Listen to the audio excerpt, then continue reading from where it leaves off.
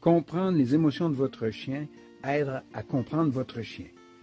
Et la raison est toute simple, vous partagez sensiblement les mêmes émotions et ce qui vous différencie, c'est la réaction que vous aurez face à ces émotions.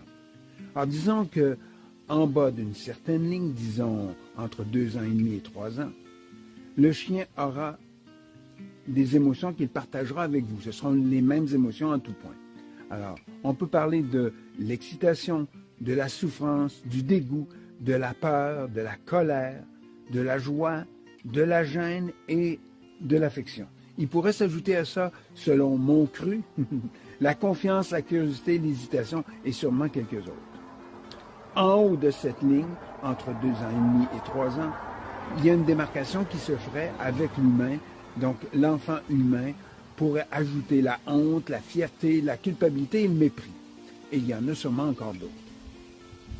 Alors, sans vouloir trop dépasser la théorie existante, je dirais que cette ligne, elle est super importante parce que, passé cet âge, l'enfant augmente ses capacités cognitives, donc réagira très différemment face à ses émotions.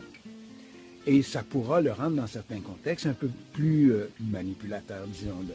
Alors, la différence, elle est importante, c'est dans la façon d'interpréter l'émotion, de réagir à l'émotion, qu'il y aura une différence. L'impulsivité du chien passera avant tout, et c'est l'émotion qui dictera son comportement.